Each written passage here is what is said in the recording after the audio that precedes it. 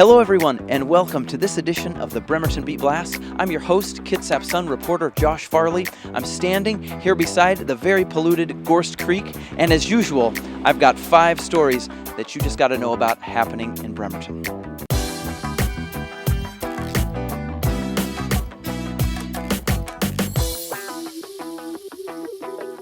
Story number 1 on our list this week is, in fact, the Gorst Creek. You may have read in the Kitsap Sun over the weekend that there's a massive cleanup effort that is just getting underway. It's almost a $30 million project initiated by the EPA at the Navy's request.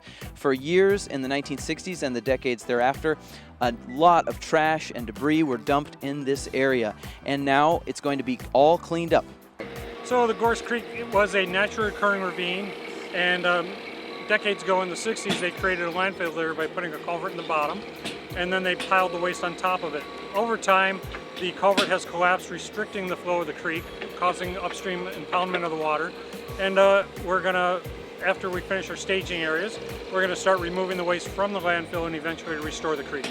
Story number 2 on our list this week happens to be the marijuana business. Washingtonians spent more than $700 million in this past year buying pot at retail stores around the state. Bremerton was no exception to that. We have a number of pot stores. I checked out the Reef. The Reef is the newest pot store we have in Bremerton. It happens to be sandwiched between a 7-Eleven and a Little Caesars right next to Callow Avenue at 11th Street. I talked with Andrew Christian. Andrew is the general manager for the store and how they're doing things a little bit differently. Our focus is really customer experience. We have your bud tenders that most people are used to, but we also offer a different dynamic to it. We got iPads with our menus on them that they can browse themselves, go through product descriptions, pictures, and really give the customer the control. Story number 3 comes to us from Manette. The Manette Playfield has long been a play area for kids and adults alike since the 1930s when it was installed, but it's beginning to look a little bit dated now. So the Parks Department actually put together some new plans. A $1.4 million project is now on the table. They do not have funding for it, but they are seeking several grants to cover the costs. I talked with Parks Commissioner Dave Hedger, who is also a Manette resident, about what he thinks this park will mean for the future. We hope to have 2 different play areas, one for ages 1 to 5 and one for ages 5 and up.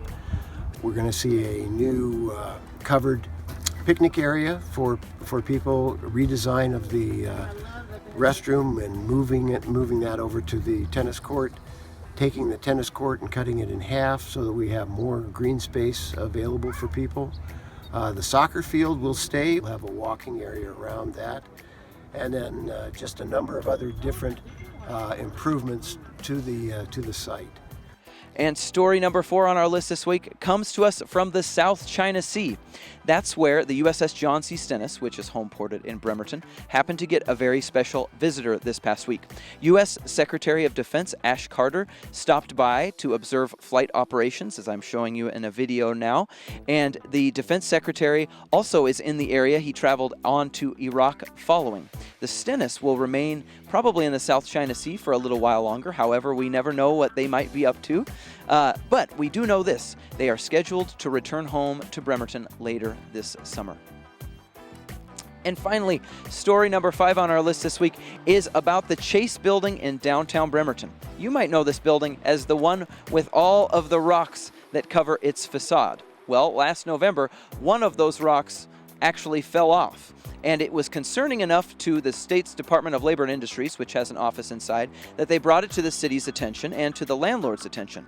The building is owned by Bremerton Capital LLC out of Southern California. It's managed by a property manager down there, and they are actually going to check rock by rock. As you can see, there's already scaffolding up beside the building. They're going to check every rock, make sure nothing is going to be falling anytime soon, and add a sealant on top of the rocks so that they won't fall in the future. Meanwhile, the building may be going into foreclosure. There are lots of commercial spaces available in the building, so I don't know if that has anything to do with it, but we do know that the company that owns it is well behind on its payments, about $500,000 or so. So we'll see what happens, and I will be sure to keep you posted. That's going to do it for this edition of the Bremerton Beat Blast. I hope you have a great rest of your week, and we'll see you again next Tuesday.